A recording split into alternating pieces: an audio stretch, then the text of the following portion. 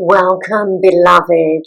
This one is a juicy one with all the mystery, metaphors, and stories of the old that are ripe and ready for now in the modern day. I'm inviting you deeper inside the inside, within the gate of the Yoni, where I'll be speaking to the goddess of your Yoni and those delicious erotic truths that our devotion on to know. So, I'm Michelle, Sacred Love Mentor, invoking juicy Yoni truths and transmissions. So today I want to speak to the holy portal of a woman's body that Tantra recognizes as an altar, as a threshold or a gateway, and really the ancient Tantricas knew was the meeting point between worlds. The gate of the Yoni truly is this sacred gateway where she is the meeting between the worlds. And can you guess where this gate is? It's the cervix. And the cervix is the most intimate altar. Many women maybe only talk about their cervix when they're going to the doctor. And so this is your invitation to go deeper, where life has become more inviting into the realms of sacred sexuality. And the cervix as an altar is truly going to expand you beyond anything you have potentially ever experienced before. I know for myself personally, when I began to honor this altar, our lovemaking changed. And I found, like many of my clients, initially the cervix is numb. And this is because of the constant pressure through the friction sex. Yet, when you begin to enter through tender practice, you meet the goddess of your Yoni. You are met in a holy union where the states of ecstasy take you deeper into the secrets of sustaining bliss. So let's begin with my lineage. The cervix is the abode of Muladhara chakra, your root support, your first chakra. And I've shared this many times. And Shakti resides here. And this is where bliss emanates. At your root, you are wired and designed for exponential bliss. And so this episode isn't about sex at its foundation. This is a holy portal where I'm inviting you to begin to feel, see, and honor your cervix as a threshold. And women come to me and ask me about Yoni Deamouring. And I don't offer the conventional ways. I share from the ancient mystical Tantric ways that understood that the cervix is a gateway and that your Yoni is holy. And she opens and closes. And quite literally the cervix allows life to pass through. She marks this transition between the inner and the outer, between creation and dissolution. So the creation of life, but every month a woman is experiencing that dissolution from her womb space in her moon cycle. So nothing can enter the womb without the cervix consenting, if you like. And that alone tells you something really profound. This threshold is guarded, if you like, not to keep out, but to initiate, to protect, to invite you in deeper. And what I really love is the cervix is mirroring what is going on within your heart. The cervix does mirror the heart. So when women come to me for Yoni Deamouring, I am not going to go into the physical de-armoring with them. I used to. But now I go very subtly, energetically, and I invite a woman deeper into devotion with her body. Her body as the temple and her yoni as the inner sanctum. Because what I found when I used to offer tantric massage and Yoni Deamouring, there was a real fine line between consenting, yes, at the beginning of a session, yes, this is what I want, yet in heightened states of bliss that arrive after the deep relaxation. I saw time and time again within a woman's body, the body was saying no. And I listened to the body versus the words that a woman was speaking.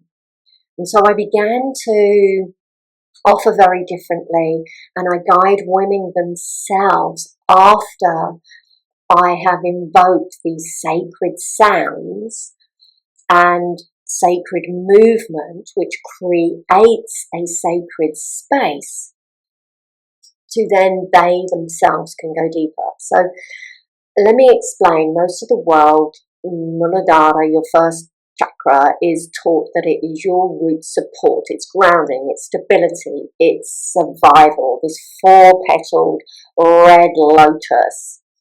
And it's really about feeling safe. I share and invoke the sacred seed sounds, the mantras of Muladhara, of each petal, that recode a woman's DNA and deliciously opens these four petals of Muladhara for a woman to unfurl and to blossom into her fullest living, breathing expression of the divine. She is quite rooted in her sovereignty. And these sacred seed sounds, these mantras, in yoga, they call them fluctuations of the mind. And, you know, there's so much talk about ascending, meditation, breath work, which is really the heart and the upper chakras, the head.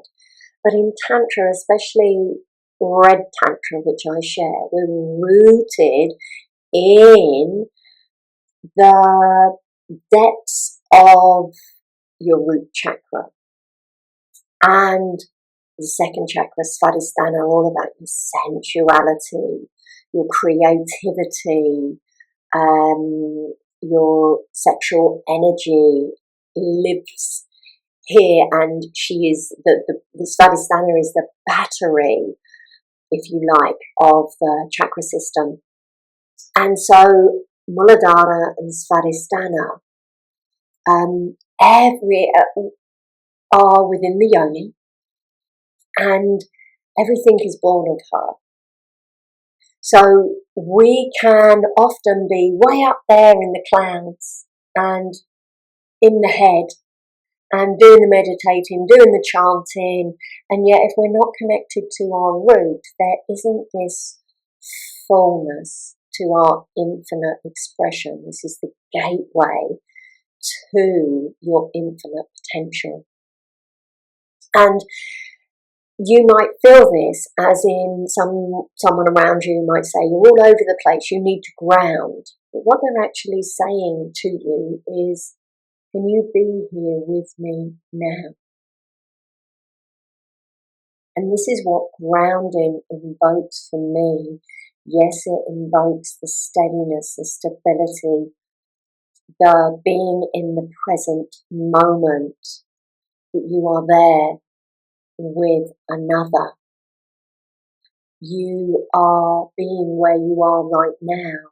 Deep nervous system regulation, with deep grounding. You give intimacy a place to land. Intimacy, into me I see. This lands in your sacred soul soil. And so what yoga might call the fluctuations of the mind, the vrittis, in Tantra, the vrittis are these natural human tendencies that are experienced as our feelings and our emotions, and they are the basis of our unique personality. Yet, when we begin to invoke the resonant sounds, the vibrations, the mantras, the cervix comes into a natural alignment. And then there's also in my lineage a practice where nyasa, sacred touch, and the initiation awakens Devi, the goddess. And so this is where the body receives this vibration, Muladhara awakens, recodes the DNA. And so what I absolutely love about these mantras and these sacred sounds is they are awakening Kundalini Shakti at her seat, at the throne of Shakti. And this is why the yoni for me is the inner altar, the inner sanctum. And the altar before the goddess in every sacred space in the temples, thresholds are cleared, gatekeepers are honoured, obstacles are acknowledged before the power is invoked in or is called in. And that is where, for me, I invoke the sacred sounds first to clear the channels. Because I have seen it over and over when I walk into temples. The Tantrikas offer rituals in devotion and with pure love. So first and always, in a ritual, who is offered the devotion to clear the path is Ganesha, or another name for Ganesha is Ganapati. And I call Muladhara at the cervix Ganapati's gateway. And I've been sharing about the myths and metaphors by request. And this is where the myths and the metaphors are the gateway for the language of your soul. So Ganapati sits at the altar before the goddess. Ganapati's abode is Muladhara chakra.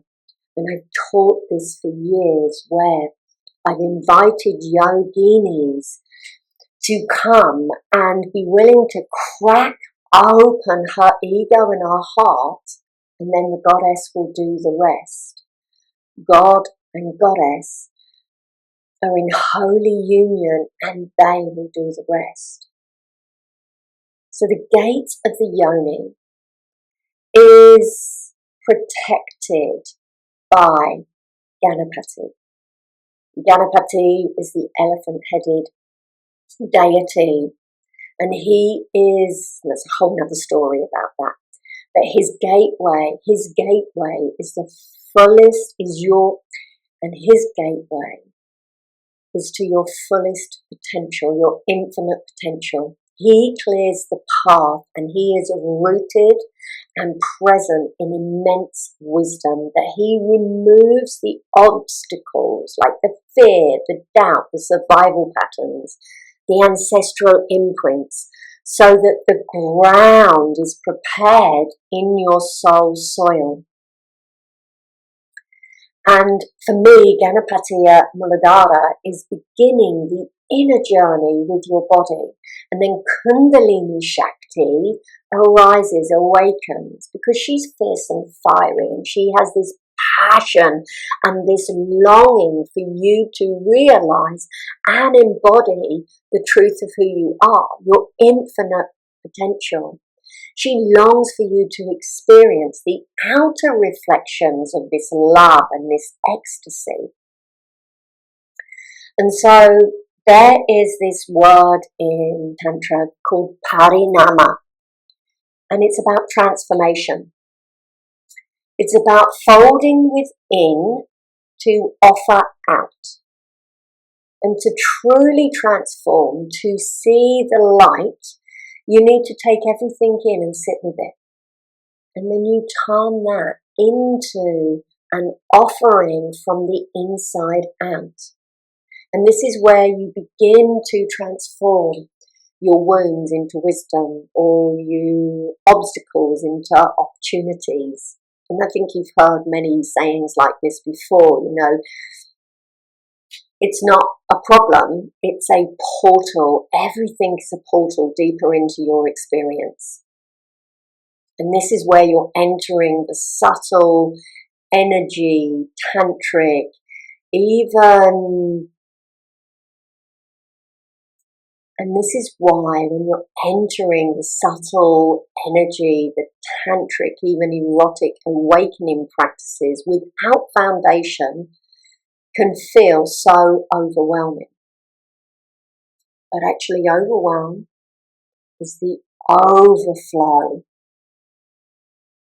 that we are not necessarily familiar with.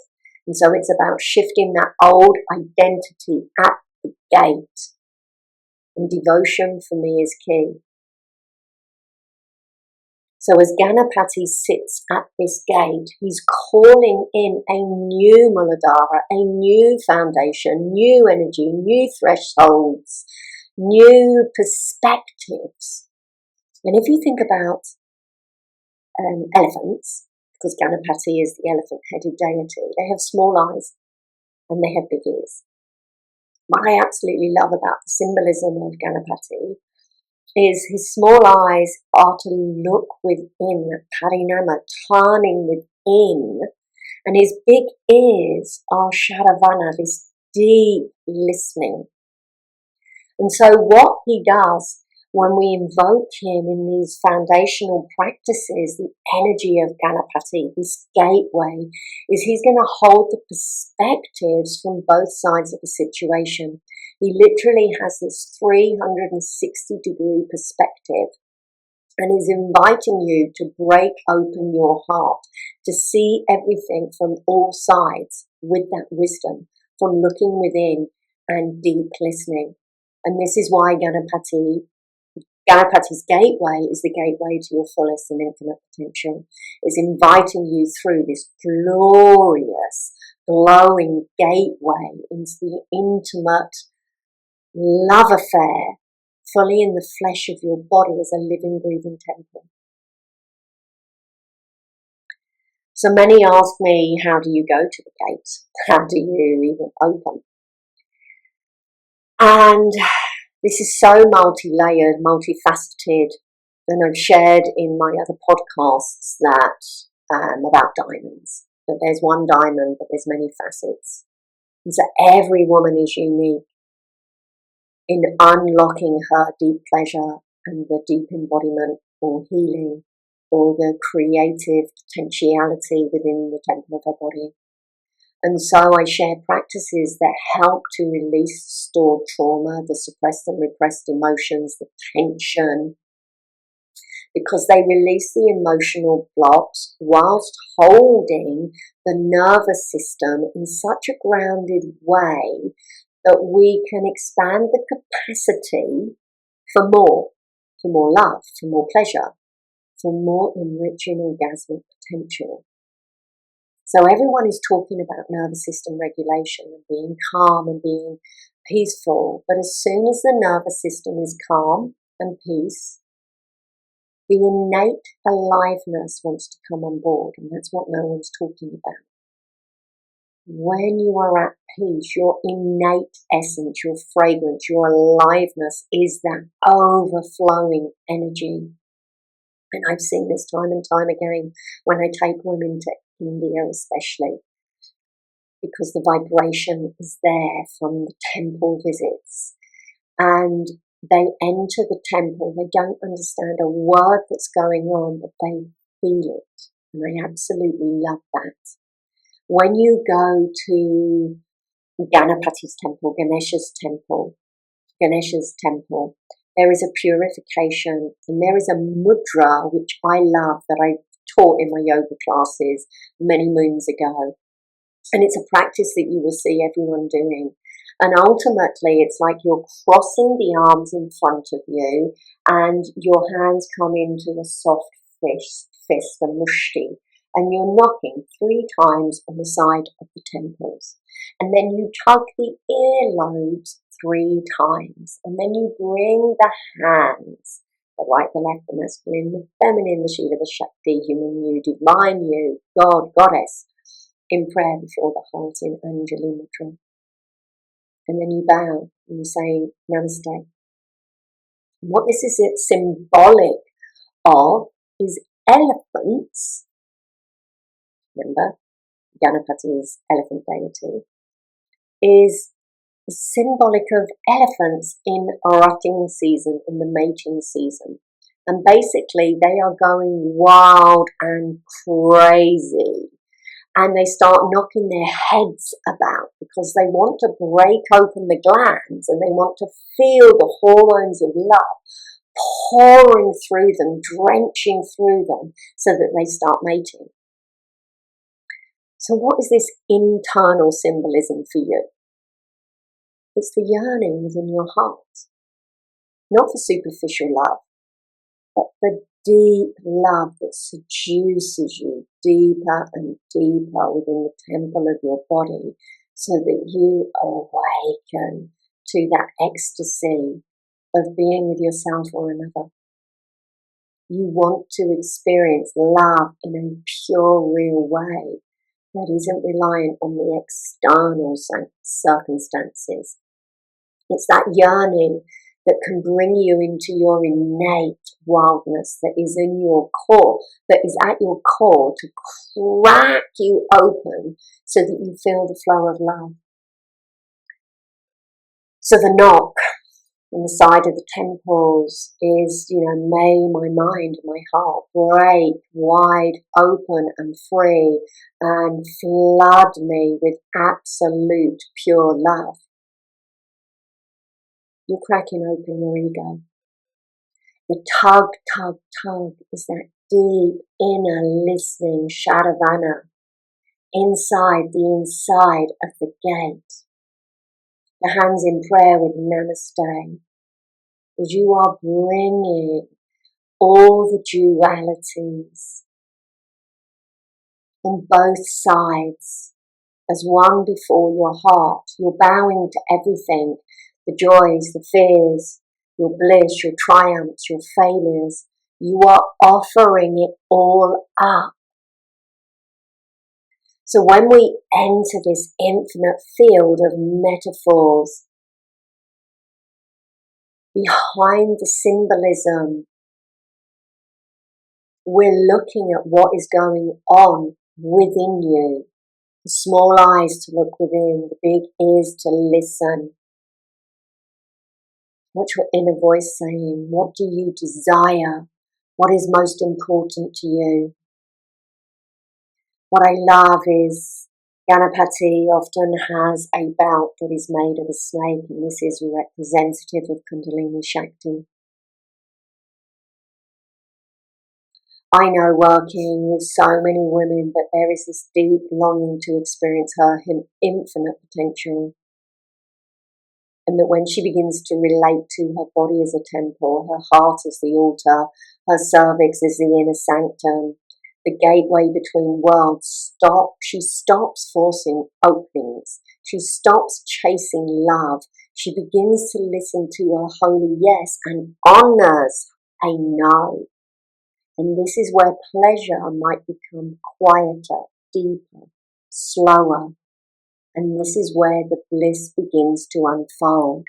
This is where the wild honey enters.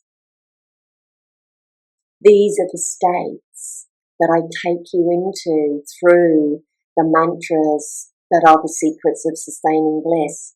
These sacred sounds awaken Muladhara, bring the cervix into natural alignment, and then we invoke the movements that are sensual, that releases suppressed and repressed emotions, especially around our sexuality or our heartache.